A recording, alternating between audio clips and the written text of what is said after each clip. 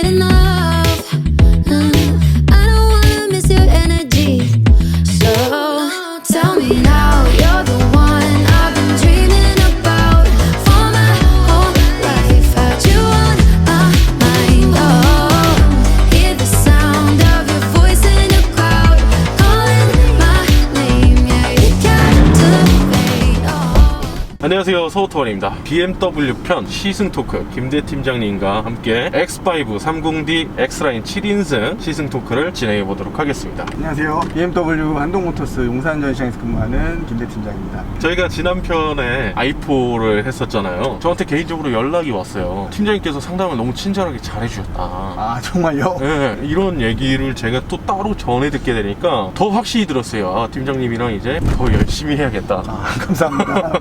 오늘도 잘 부탁드리고요. 오늘 시승 차량 어떤 차량인지 소개 한번 부탁드리겠습니다. 이 X5가 라인업이 굉장히 다양합니다. 가솔린 모델도 나오고 디젤 모델도 나오고 플러그인 하이브리드까지 나오는데 그 중에서 이제 X5 30D 7인승 X라인이라는 모델입니다. 3000cc 6기통 디젤 엔진이고요. 최고 출력은 286마력에 63.2 토크가 나옵니다. 아, 훌륭하다. 준수하다. 토크가 디젤이라서 어마어마합니다. 6기통 디젤인데 연비는 어떻게 나오나요? 연비는 복합 연비 기준으로 10.7km 나옵니다. 실제로 저희 차량 같은 경우에는 7연비가 공인 연비보다 많이 나온다고 하는 분들도 많으셔서 연비가 그렇게 나쁜 차는 아니라고 생각합니다. 근데 제가 이거 개인적으로 장담하는 부분인데 BMW는 이 인증받는 연비에 대해서 굉장히 겸손한 편입니다. 그래서 실제 주행하시는 분들은 진짜 제가 장담하는데 30% 정도 더 나옵니다. 연비만큼은 정말 실연비가 공인 연비보다 잘 나오는 경우가 굉장히 많습니다. 근데 요즘 디젤 차량들이 굉장히 죽어가고 있잖아요. 가솔린보다 비싼 것도 있어서 디젤 차량 판매량이 사실 예전만큼은 아닌데 필요로 하는 분들이 아직까지는 있으시고 가솔린 대비 연비 부분에 있어서는 우수한 면이 있어서 디젤 차를 필요로 하는 분들한테는 적합한 차량이라고 생각을 합니다. 그러면 오늘 핵심 내용을 한번 말씀해 주시면 좋을 것 같아요. 이 30D 7인승 X라인을 가지고 나오신 이유. 판매량이 그렇게 많은 모델은 아닌데요. 판매량이 많은 모델은 M스포츠 모델을 더 많이 찾으시긴 하세요. 그렇죠. M스포츠 모델이랑 좀 차별화된 점은 7인승이라는 점과 M스포츠 모델 대비 옵션이 더 좋은 부분도 있어서 이 차량을 제가 가지고 나왔고요. 가장 큰 장점이 이제 3열까지 시트가 있어서 7분이 타실 수는 있으나 사실상 성인분이 타시기에는 3열 공간은 좀 협소하고요. 어린이나 청소년까지는 탈 수 있는 공간이 있다는 점, 그 부분이 좀 장점이고 2열 같은 경우에는 리클라이닝 기능이 있습니다. 리클라이닝이 들어갔어요. 등받이 각도 조절이 가능하기 때문에 장거리를 타시거나 누군가를 모시고 가실 때 5인승 모델보다는 편안한 좌석이 제공이 된다는 게 장점입니다. BMW가 원래 리클라이닝 기능이 굉장히 야박한데 들어갔네요. 네, 들어갔습니다. 근데 최근에 얘가 옵션이 굉장히 삭제가 많이 된 걸로 저는 알고 있어요. 맞습니다. 지금 다시 부활했나요? 최근 한 3, 4개월 전까지가 최고조였다고 보시면 되는데 그때는 정말 가지가지 빠졌습니다. 옵션이 터치스크린도 빠지고 통풍 시트도 빠지고 에어소스도 빠졌던데요? 에어소스도 빠졌던 모델들이 있었습니다. 그래서 고객분들이 1억이 넘는 차에 이게 무슨 짓이냐 그런 말씀들을 많이 하셨었는데 지금 현재 판매하고 있는 모델들은 그 당시보다는 옵션이 좀 덜 빠져서 거의 정상 모델에 가까워지고 있는 그런 상황입니다. 지금. 다행이다. 왜냐면 이 X5가 대한민국 아버지들의 로망이거든요. 그렇기 때문에 이 옵션 삭제된 게 굉장히 큰 영향을 미쳤을 것 같다는 생각이 들었었어요. 근데 다시 돌아왔으니까 다시 판매량이 좀 올라갈 수 있겠다 이런 기대가 듭니다. 평균적으로 한 달에 한 500에서 600대 정도 판매가 되고 있고요. 아마 내년 상반기쯤 페이스리프트 모델이 나올 것 같은데요. LCI 모델이 LCI 내년 모델이, 상반기에 네, 내년 상반기쯤 판매를 할 것 같고 보통은 이제 페이스리프트 LCI 모델이 나오기 전에는 프로모션이 좀 많이 늘어나는 경향이 있거든요. 지금 마침 이 X5 프로모션이 많이 좀 늘어나는 상태라서 X5를 예전부터 알아보셨던 분들이라고 하면은 이렇게 많이 늘었나? 라는 생각이 들 정도로 프로모션은 굉장히 좋습니다. 지금. 그래요? 그러면은 말 나온 김에 국민 견적 한번 내볼게요. 선납 30%에 60개월 기준으로 한다. 할부랑 리스 얼마씩 나오나요? 우선 할부 견적부터 말씀을 드리면은 선납 30% 대략 한 3,200만 원 정도 넣으시고 60개월 5년 할부하셨을 때 월 납입금이 대략 167만 원 정도가 나오게 되고요. 167만 원. 리스 견적은 마찬가지로 그것도 선납 30% 대략 3,200만 원 정도 선납금 나오시고 60개월 리스로 1년 약정 운행거리 2만 킬로 기준으로 말씀드리면은 대략 109만 원 정도가 월 리스료가 나옵니다. 잔존 몇 프로 잡힌 건가요? 잔존 가치는 46%. 풀로 잡았을 때. 풀로 잡은 저희가 네. 약정 운행거리가 15,000km로 줄어들기 때문에 보편적으로 하시는 2만 킬로 안내를 해드렸습니다. 금액 차이가 확실히 크긴 크네요. 잘들 아시겠지만 리스 같은 경우 계약 기간이 끝나고 나서 잔존 가치 부분을 납입을 하셔야 본인 소유의 차로 하실 네. 수가 있습니다. 아니면 뭐 반납을 한다든지. 그렇죠. 반납도 가능하시고 재리스도 가능합니다. 그리고 지금 제가 말씀드렸던 견적은 가장 보편적인 견적 기준으로 말씀을 드렸고요. 아. 프로모션 금액까지 말씀드리는 거는 민감한 부분이 있어서 네. 말씀드리지 못하겠지만 연락을 주시면은 어. 충분한 견적으로 안내를 해드리겠습니다. 제일 중요한 거 재고차 있나요? 재고 넘쳐나는 상황은 아니지만 가지고 나온 디젤의 7인승 모델 같은 경우는 바로 출고 가능한 재고도 있기 때문에 빨리 선정을 하셔야 됩니다. 빨리 잡고 싶으신 분들은 우리 김대 팀장님한테 한번 연락 주시면 좋겠습니다. 자, 그러면 또 다른 질문 한번 드려볼게요. 색상 어떤 색상들 선택할 수 있나요? 지금 요 모델 X라인 같은 경우에는요, 검정색 블랙 사파이어, 미네랄 화이트, 지금 가지고 나온 아틱 그레이, 소피스토 그레이 색상, 마지막으로 맨하탄 색상까지 총 5가지 색상을 선택하실 수가 있습니다. 어떤 색상이 가장 이쁘던가요? 실제로 봤을 때. 색상이 워낙 좀 주관적인 네, 주관적이지만, 부분이긴 한데 네. 우리나라 베개민족이라 아, 베개민족. 화이트 색상을 가장 많이 선호하시고요. 그 다음으로 이제 검정색, 네. 그레이 색상, 요런 순서로 인기가 좀 있는 편입니다. 이 색상은 별로예요. 이런 말씀드리면 어떨지 모르겠지만 네. 전형적인 아저씨 색깔이니까.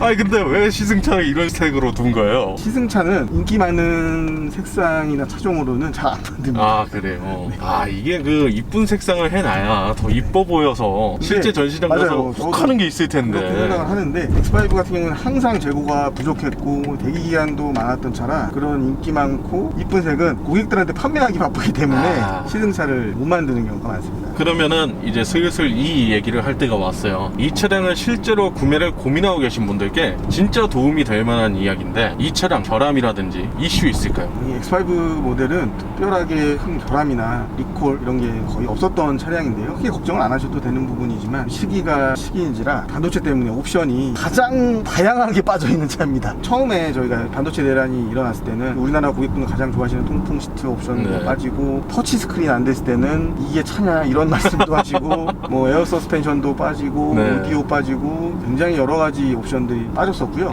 실제로 지금 제가 가지고 있는 이 시승 차량도 네. 옵션이 굉장히 많이 빠져 있는 차입니다. 아, 얘도 하만카돈 오디오도 빠졌고요. 보시면 통풍 시트가 없습니다. 그러네요. 1억이 넘는 차입니다. 가죽 재질도 원래는 메리노라는 최상급 가죽이 적용이 됐는데 지금 이 차는 버네스카 가죽이 적용이 됐고요. 여러 가지 방향으로 움직일 수 있는 그 컴포트 시트라는 것도 빠져 있는 상태고 마지막으로 레이저 라이트까지. 중요한 거는 지금 2분기 생산 분량부터는 그래도 예전에 나왔던 차들에 대비해서는 옵션이 굉장히 많이 부활했다, 개선이 됐고 주요 옵션들은 사실 거의 많이 안 빠진 상황이고 저희 차에 있는 아이드라이브 컨트롤러 조구 셔틀 위에 글씨 쓰는 기능이 있었거든요. 그 기능이 좀 빠지면서 네. 다른 부분은 거의 메꿔진 상황입니다. 옵션들이 삭제됐다가 다시 부활했다 이렇게만 알고 계시면 될 것 같고요. 그러면 이 얘기에 이어서 바로 또 다음 얘기로 넘어가 보겠습니다. 이 차량을 사면 안 되는 이유 한번 찾아볼게요. 팀장님도 차를 파시는 입장이지만 정말 냉정하게 이 차량을 사면 안 되는 이유 한번 말씀해 주세요. 이거를 굉장히 저도 며칠 동안 고민을 하고 어떻게든 찾아보려고 노력을 했는데 이 가격대의 SUV 차량 중에서는 X5가 가장 완벽한 차이지 않나라는 생각이 들어서 저는 거의 못 찾았는데 당연한 말씀이겠지만 1인 가구 또는 두 분이서만 타는 경우 그런 경우에는 이 X5 특히나 이 7인승은 불필요한 차가 아닐까라고 7인승으로 봤을 때 네. 진짜 없어요. 없더라고요. 아무리 찾아봐도 혹시 서우토바님이 생각했을 때는 어떤 분들은 이 차를 사면 안 된다고 생각하시나요? 사실 저도 없어서 여쭤본 거예요. 이게 너무 완벽에 가까운 중형 SUV라서 뭐라 할 말이 없습니다. 이 차량은 승차감이면 승차감, 운전이면 운전, 재미면 재미, 공간이면 공간, 너무나도 마음에 들기 때문에. 그리고 디젤인데 디젤이 아니라고 느껴지는 이 정숙성. 제가 이렇게 말씀드리는 게 GLE 타시는 분들이 안 좋아하실 수도 있을 것 같은데 GLE랑 이 정숙성을 비교해보자면 얘가 훨씬 더 조용합니다. SUV는 벤츠보다 저희 BMW가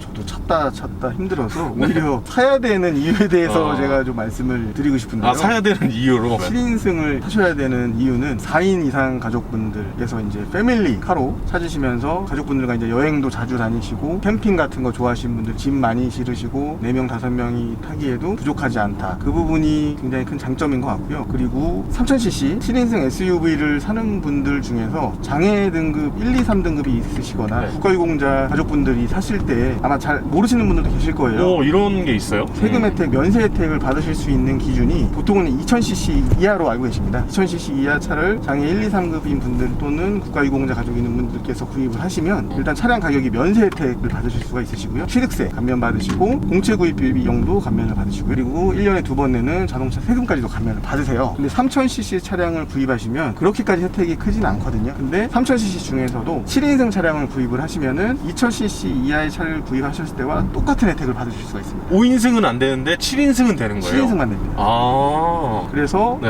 X5 중에서도 M스포츠 모델 5인승 모델 그 모델은 그런 큰 혜택은 없고요. 7인승 모델만 2000cc 이하를 샀을 때와 동일한 혜택을 받으실 수 있으시기 때문에 오. 그런 부분이 해당이 되는 분들이 있으시면은 네. 7인승도 같이 고민을 하시는 게 좋을 것 같습니다.